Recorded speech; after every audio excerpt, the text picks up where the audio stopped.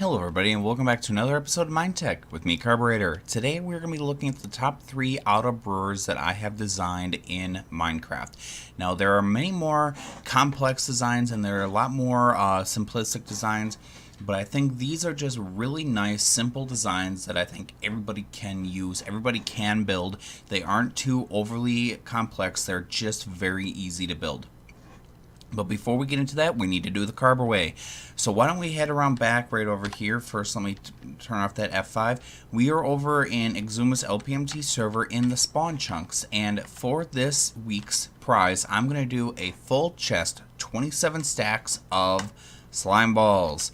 Everybody has been needing slime balls a lot lately. I actually had a shop set up on here and I couldn't keep it stocked. And since then, I think other people have made slime farms, because since then, it has been very hard for me to farm slimes. For some reason, my farm has been acting very, very slow. But anyway, why don't we head into the creative world and I can show you guys my auto brewers. So we are out here in my creative testing world, and before we get started, I just want to thank Andy Kills You on Exuma's LPMT server for suggesting this. Andy, if you're watching this, you can hop on to the LMPT server and I'll give you a full stack of iron blocks, or if you really want to, I know you're also on the Patreon server, hop on there, I'll give you a full stack of diamond blocks. But anyway, let's get into these designs. I tried keeping them very simple. I tried keeping them so that, you know, they were kind of robust. They were very easy to use, very easy to build, and just a really nice, simple design. They weren't overly complicated. Now, Andy had suggested making it so that there was a timing circuit in there so that it automatically removed the potions. That way, it was a little bit more automated. But in the words of Lucius Fox from the Dark Knight Rises, that's what you're there for. So, and I know I do a horrible Morgan Freeman impersonation, so forgive me for that. I do horrible impersonations in general. I let's just not get into it before it becomes a racist remark or anything like that. But anyway, this is my first design, and I like to call this the billboard or the wall. Essentially what this is it's just meant to be a very easy to use system. We already have it so that the water's in here. We have just a chest full of water back here that automatically puts it in. If we remove one, it automatically goes right back in and feeds another one in. So it's a very nice design, but as you can see, I've renamed everything here just so you can know what it is. Like we have glistening melon, we have spider eye, which is a potion of poison and harming, and then we have gas tears, which is regeneration, and blaze powder.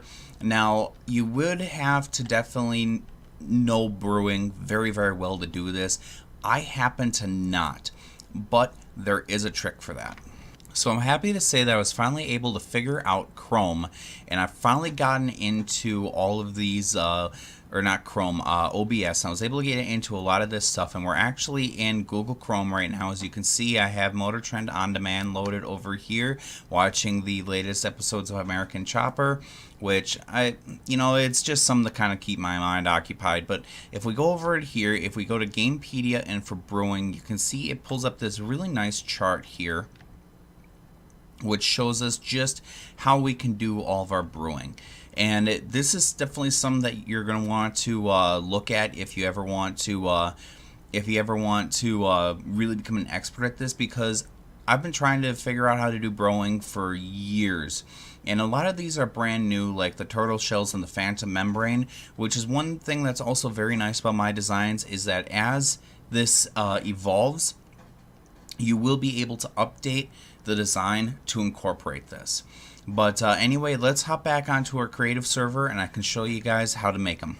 So with this design, I definitely decided to take a little bit of a measure of the ability to use it over and over again. So we have a really nice large space to put our water bottles, and this can be expanded up into a nice little storage column here by putting hoppers on top. I can show you guys right quick. And then put another chest on top. But that's something for a different video, I believe. Let's fix that, because that was kind of embarrassing. And that probably just ended up breaking the design a little bit, so let me make sure that it didn't break nothing. Just a single water bottle in there, not a big deal. But anyway, basically what you do is you go through, first you just hit this nether wart, And then if you need like Potion of Swiftness right here, you can choose that. And then if we go over to this board, you can see we have a Corruptor up here, which is Fermented Spider Eye. Basically, it'll turn a potion of healing into a potion of harming. We have Redstone, which basically makes it a longer lasting effect. Glowstone, which is a stronger effect. And we also have Gunpowder, which is a splash potion. So basically all you do is you go through here, you select what you need. I would definitely wait for the button to turn off, that way you aren't spamming it in the wrong order, otherwise you could do damage. And sorry about that, my chair is creaking a little bit there. But again, if we just go around back here, it's very easy to see how this is built.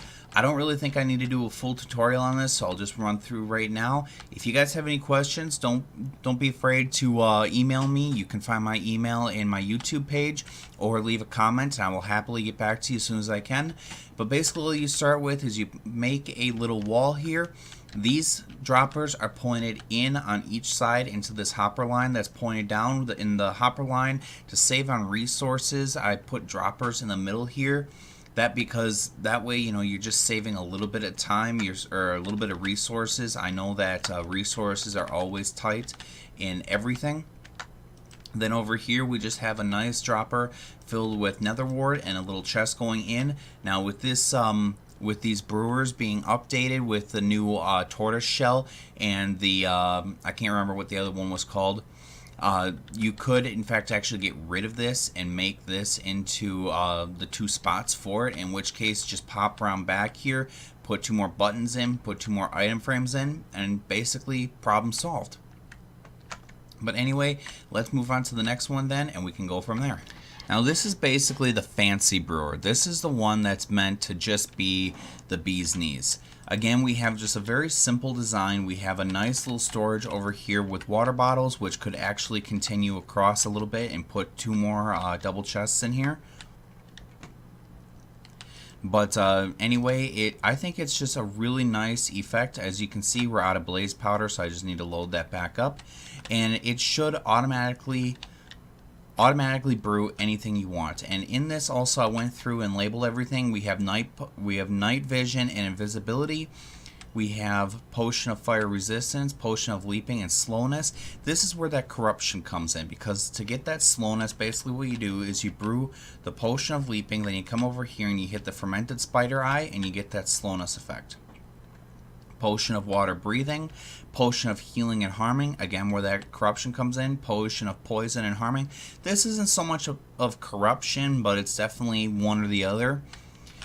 Potion of regeneration, I believe this is also a harming potion, potion of strength, and then weakness potion. And then on this, you don't want to use redstone. Redstone is one of the resources that I was able to build in with this one, just because potion of or weakness potion is so weak as it is. Adding that redstone is just necessary. It doesn't have the option of adding glowstone to it though, so it's definitely something to keep in mind. Now with this one, again, I kept it a very simple design. So we just start with our wall here, and then we have a bunch of redstone torches that go along here, and we have hoppers in front of each, or not hoppers, droppers in front of each one that point into a hopper line with droppers on top to act for catching. This is really where droppers, I think, are the best. Now, since 1.12 came out, or 1.12.2 I should say, hoppers no longer cause lag. However, I'm always going to be of the mindset that hoppers cause a little bit of lag. So it was always sort of this thing where putting droppers on just reduced lag. Now that's not a thing. It's more about conserving resources. You don't really need hoppers up here, just because of the fact that you have the hoppers underneath, which will pull the items out and send them along. So to have hoppers up here, it's just adding to the resources that you don't really need.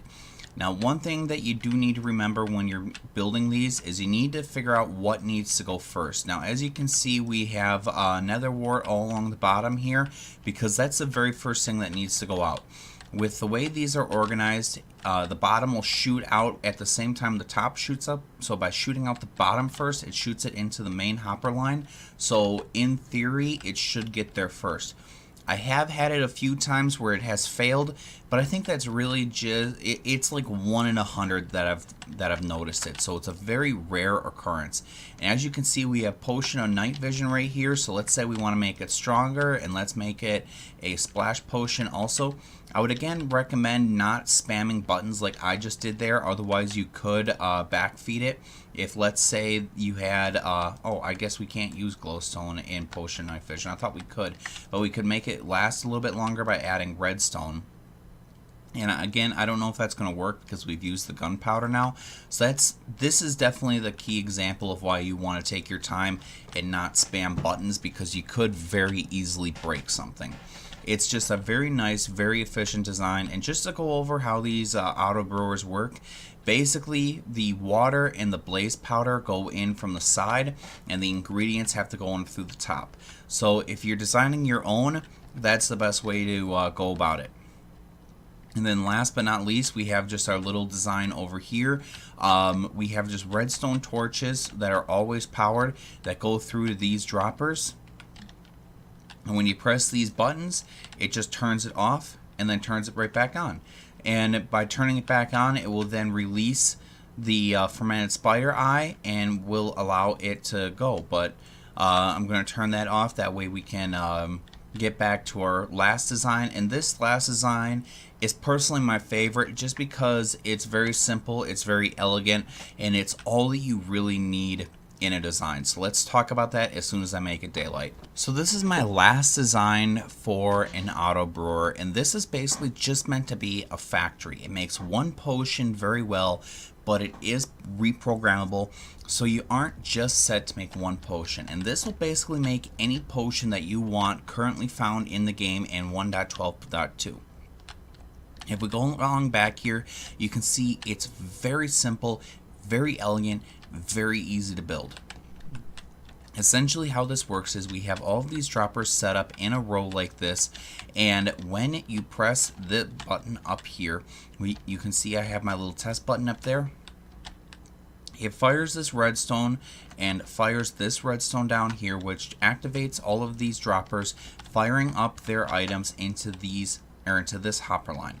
And basically the way that it's set up, this redstone or this hop dropper is going to get is going to have its items delivered to the brewer first, or to the brewing stand first. And by putting them further back, you can see that there's a mild delay by each hopper in there. Now, this design is not perfect. I did just have to experience a little bug. But if this breaks down on you while you're using it, all that you really need to do is try taking up just this redstone line and then putting it back down, and it should fix the problem. That's what it did for me. You may have to take up like the hopper line and put it back down, but it should stay relatively easy. Now, I don't even remember what potion I programmed this for, so why don't we find out with a quick time lapse.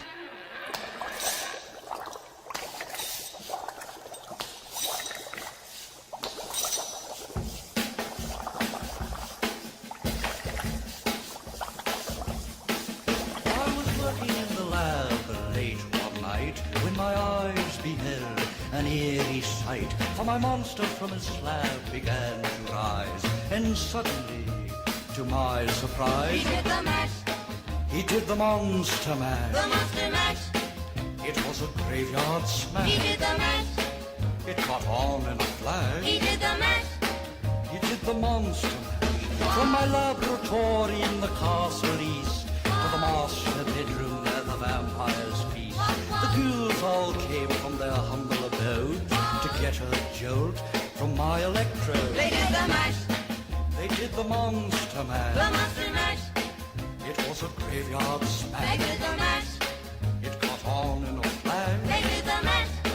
They did the monster mash. So with that, you can see that it makes a splash potion of slowness, which is, you know, I guess it'd be really great if you're PvPing on other players. And anyway, that kind of wraps up my video of these top 3 simple auto brewers. I am planning on making a fully automated one that you can put like 100 bottles into, and it'll just sit there and pump them out until it's all done. But until then, I hope you guys enjoyed this video. If you did, please make sure to smash that like button. If you really loved it, please make sure to subscribe. As always, I'm always open to comments and ideas for suggestions for videos, and I will see you all next week.